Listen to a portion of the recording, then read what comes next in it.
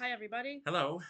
So, today we are here with our entertainment wrap up for the month of May. And as a quick production announcement, throughout the summer, our videos will be out bi weekly. And then once we start our vertical harvest job after Labor Day, I think we're planning to only do the videos on the weekends. We don't have a time schedule for the fall videos yet, but in the summer, what's a good time we should put out these videos, do you think? We should put these out maybe by Sunday, No, what time on Sunday? at around maybe 6 o'clock. Okay, so Sundays at 6, um starting after Labor Day, and times will vary throughout the summer because it will depend on how fast we can get the videos up for you guys. And as far as the next episode of the From Manhattan to Stars Hollow TBR podcast, we are going to be recording that next episode on August 30th. Did you want to make an announcement about your radio show? And next week on June 8th, I'm going to be on Portland's WMPG radio. So if you're not in the Portland area, just type in WMPG 9.9 FM and then tune in at about 5 or 5:30 to listen to me and Amelia talk about bowling. Okay, so to get started with our wrap up, the first episode that we are going to talk about today is Cheers, Friends, Romans, and Accountants. And we watched this episode before we found out about the passing of George Wendt, the guy who played Norm. Mhm. He passed away a couple of weeks ago at age 76 from, I think it was cancer. Was it cancer? I believe it was cancer. And George went when he would walk into a bar on the cheer scent. He would often have a beer in his hand, although he admitted it was not real beer. Well, I don't think any of the beer that they had on that Or set any was. of the beer that was real, I don't right? think that was real anyway.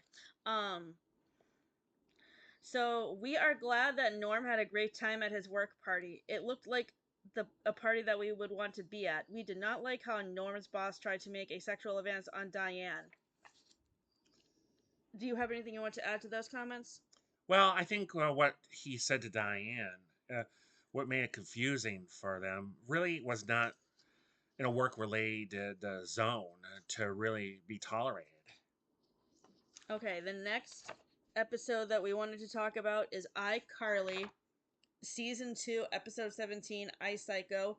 This is the episode where um A fan from iCarly is very lonely, and especially since her 16th birthday was coming up, and she felt the only way that she could get any attention was to see if the three people from iCarly would come to her party. And as it turned out, they traveled from downtown Seattle to a train to her house. It seemed like a good dream come true at first, but a dream come true for the fan. Her name is Nora. Nora, right. Then Nora turned out to be the way she treated them was really unacceptable and was a good reason why she didn't have any friends. Yeah. She basically after her birthday party is over, she basically does not let Sam, Carly, and Freddie leave to go to their convention they're supposed to go to. Instead, she locks them in the basement, and they have to send a video to Gibby to help to tell him to help them escape. Um, so as for me, this is the fourth or fifth episode of iCarly that I have watched, and the reason why we chose to watch it was because it was in a video that we watched on YouTube a couple of years ago by Miss Mojo called Top 10 Darkest Moments in Nickelodeon Shows. And yes, this moment was pretty dark because Nora was a fan who was obsessed with iCarly, Mhm. and basically she's so obsessed with them that she doesn't want them to leave her house after her birthday party. But also, what I picked up on this episode was Spencer had to deal with the apartment due to the crumbling and not fixing the countertop. So he ends up having Camp spent with two boys, but they had to go or to save Carly and the gang without adult supervision, especially going on an Amtrak train. Um, I chose to watch this episode because I connected to Nora's character a little bit because of the way I have been dealing with the hackers who are pretending to be Matthew Perry. Update on this: I haven't been dealing with any um hackers who are pretending to be Matthew Perry anymore. Thankfully, those people have mostly left me alone. And if people still continue to contact me, I just ignore them. But the issue that I have been dealing with now behind the scenes is dealing with people who are trying to commission me for fan art for my fan fictions for friends. And I have been dealing with these people since before St. Patrick's Day, and I think they're finally starting to get the hint that I can't afford them to pay them. Um and I felt sort of bad for Nora because she is so lonely, and that is why she took things to extremes by locking Carly, Sam, and Freddie into her basement. The So we also reviewed a couple of episodes last night of the first two episodes of Disney Channel series Lizzie McGuire. And I grew up watching Lizzie McGuire as one of my favorite shows as a teenager. I will be talking later in our next video about my favorite episode of Lizzie McGuire that I connected the most to in our next bi weekly entertainment wrap up video that will be out on June 18th. So, we watched the first two episodes of season one yesterday. Um, and for me, I've said I am excited to be watching Lizzie McGuire again for the first time since I was a teenager. These episodes give great insights into the characters we'll be spending two seasons with. And my favorite character in Lizzie McGuire is probably Gordo because he is a person who makes a lot of videos, music videos or whatever, and I can relate to him obviously because of the creation that we do together with these movie and book reviews. There are two sides to Lizzie when you see it in a television show.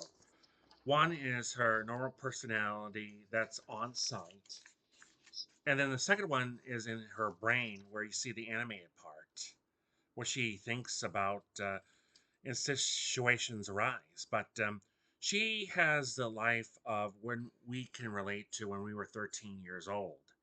You go to middle school, you see lots of things going on, you have difficult assignments, and you also have family time at home, even since Lizzie has his mischievous little brother Matt alongside. But another part about the series I picked up on the first two episodes really carries on with much of the series, pretty much. Because the first episode is where Lizzie tries out for the cheerleading team but doesn't get in it.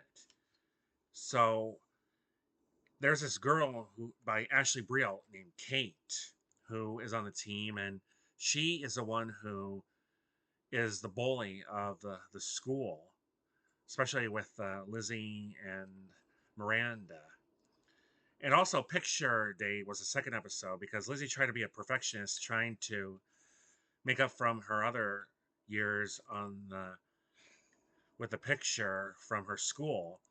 And eventually, she gets out of that rut and just settles at the very end, even when she has paint all over herself from Kate trying to get the revenge, who was doing a cop who ended up being with the same outfit as Miranda.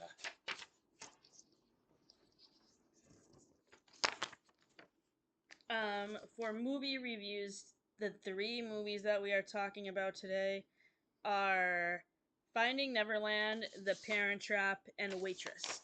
So for Finding Neverland, this movie stars Johnny Depp from Pirates of the Caribbean and Sweeney Todd, um, and Kate Winslet from Titanic. Um, and this movie came out in I think 2004, so when I was graduating high school, and it is a origin story of the author of Peter Pan and how he came up with the story of Peter Pan. And Um, I really liked the chemistry between Johnny Depp and Kate Winslet. They were mostly like he basically came in as like a babysitter for her three sons who were named Michael, John, and Peter. And he he is basically taking care of them because their mother is ill, and I we could not figure out what kind of illness she had, but it seemed like her muscles were shaking a lot, so I was thinking maybe it was Parkinson's disease.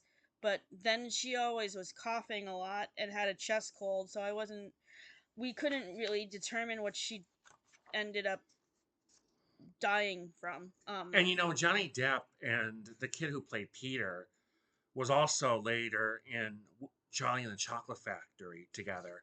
Both Johnny Depp as Willy Wonka and the kid as Charlie. But also another actress who I caught on was Kelly Macdonald, who ended up portraying Peter Pan in the original, who was making an appearance in the original Broadway show for We Could See on the Screen.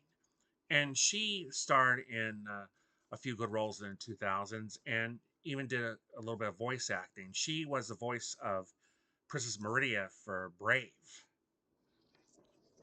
The next movie that we are talking about is the 1998 version of The Parent Trap with Lindsay Lohan, Dennis Quaid, and the late Natasha Richardson. Natasha Richardson, for those of you who don't remember, died in a skiing accident in 2008 at age 45. And this was Lindsay Lohan's debut movie. It came out when I was in seventh grade, I think, eighth grade. So um, I remember seeing this movie for the first time. I don't remember if I saw it in the theaters or if I saw it on VHS tape, renting it from Blockbuster, but I remember seeing it when it first came out, and this was the reason why we picked this movie, aside from the fact that Lizzie Lohan is in it, is because Maggie Wheeler is in it, and Maggie Wheeler played Janice on Friends, and I compared all three of her characters together, and out of the three characters, I really liked her character in this movie the best out of the three. In Seinfeld, she played a friend of Elaine's who dates George.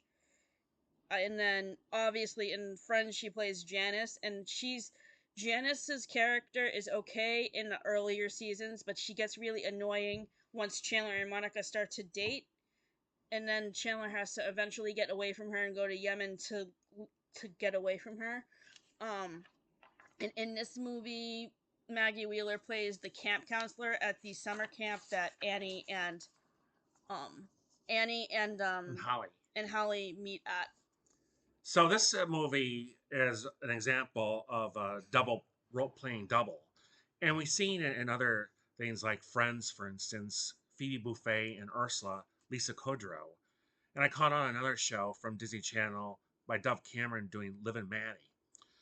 But I think Lizzie Lohan was a good model for the movie debut, and to play two sides. No, her body double in The Parent Trap. Her name is Erin McNally.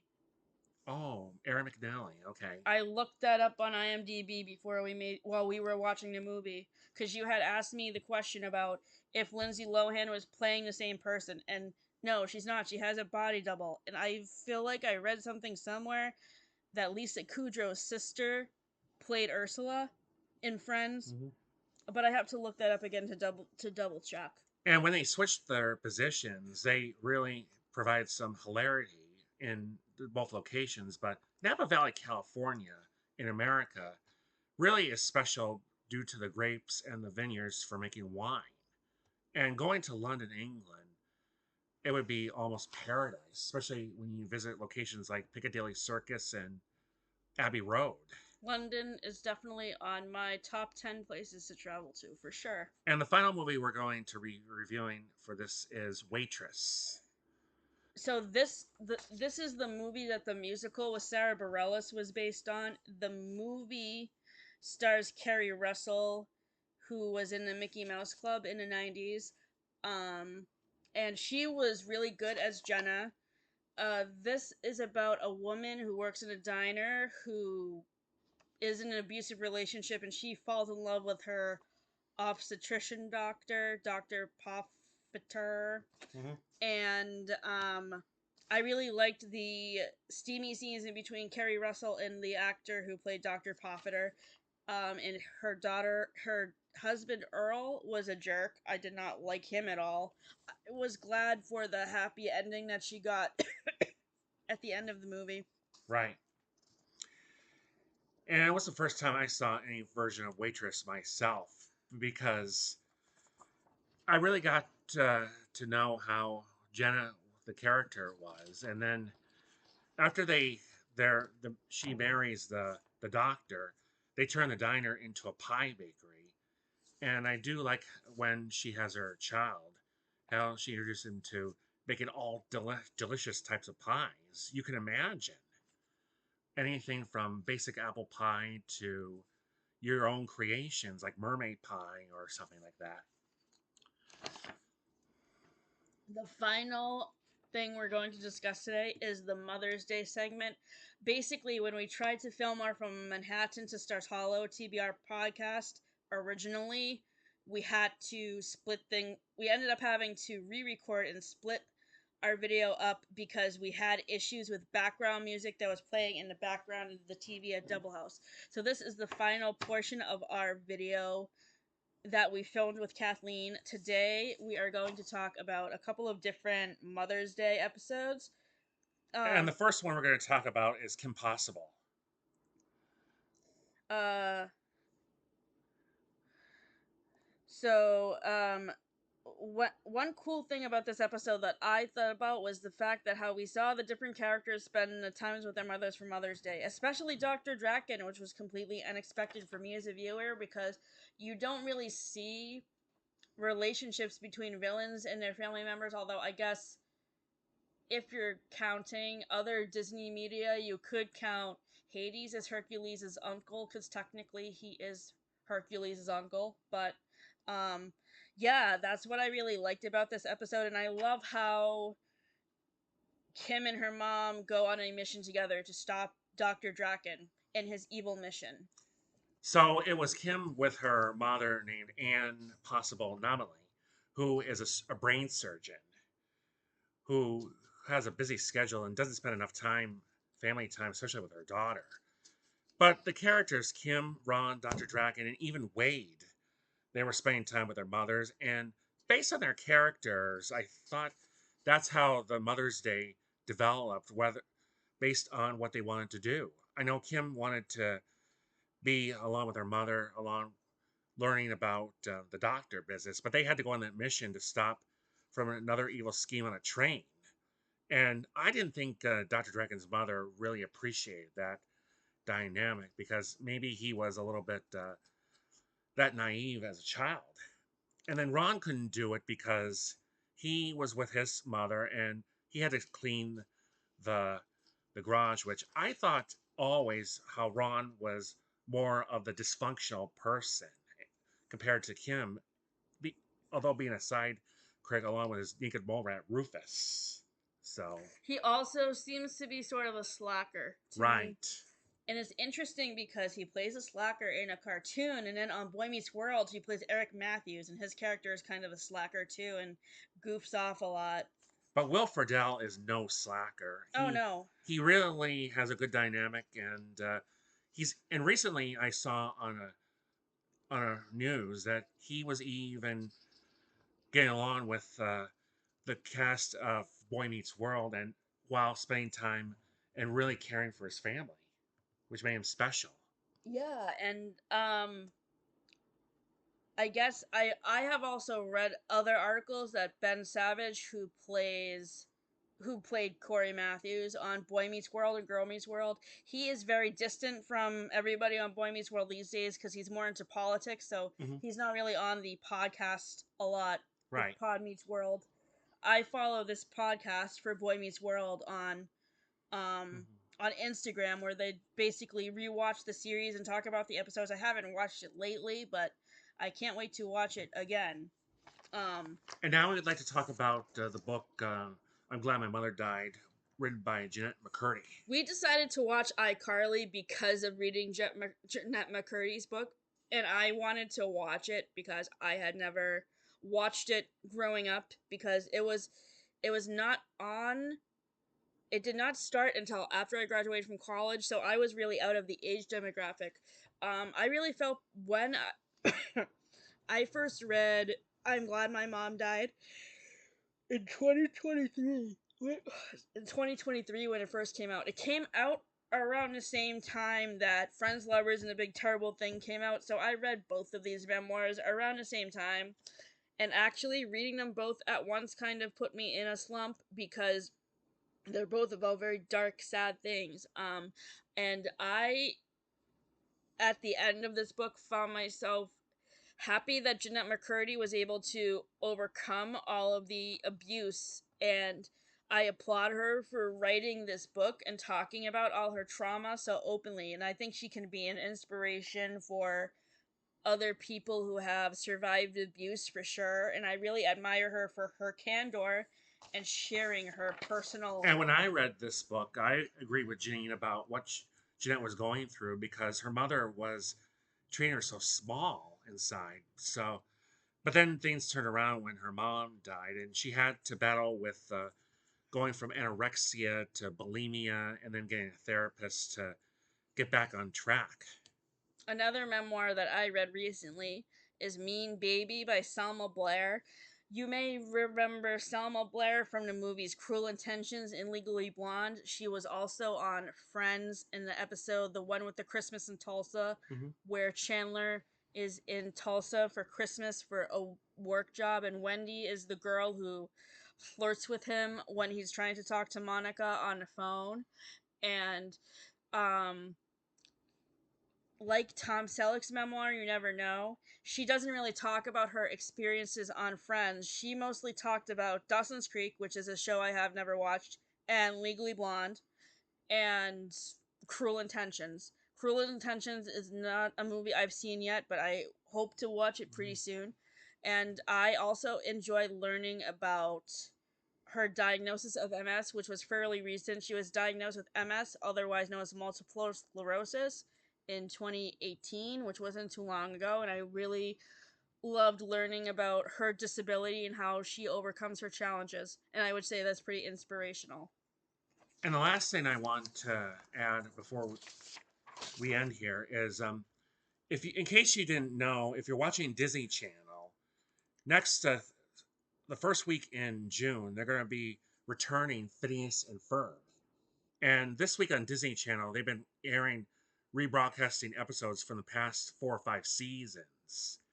And this is a show where anytime you would see the boys building something on their summer vacation, their older sister Candace Flynn, which is voiced by Ashley Tisdale, would be spying on them and just threatening to bust those boys. But their parents never see, unfortunately, because it's a mix of what they build and their platypus named Perry, always in a battle with Dr. Heinz Doofenshmirtz. Doofenshmirtz. Doofenshmirtz. And it really is all the same thing. But when you look on the mother's side, Ashley herself was just introducing her 4-year-old daughter Jupiter to what is behind being an emotional character behind the scenes, and that's why she hasn't introduced him to full episodes of Phineas and Ferb yet. And Ashley herself was on ABC recently on both Good Morning America and Live with Kelly and Mark. So you can look for those clips online if you haven't gotten a chance to do it, because I've Ashley Tisdale is the reason why I enjoy Phineas and Ferb and emotional character and all that stuff. Okay, so our next video will be out in 2 weeks on June 18th, and we will be reviewing Seinfeld. We will be reviewing More Lizzie McGuire, more Lizzie and then we're McGuire, also going to start reviewing on Marvel movies. and also the Lizzie McGuire movie, a Goofy movie, and we are going to be doing book to movie comparisons of Angela's Ashes and um Marley and Me. And Marley and Me, right. So I hope you have a good start of your summer and spend some time outdoors with the long hours before the solstice.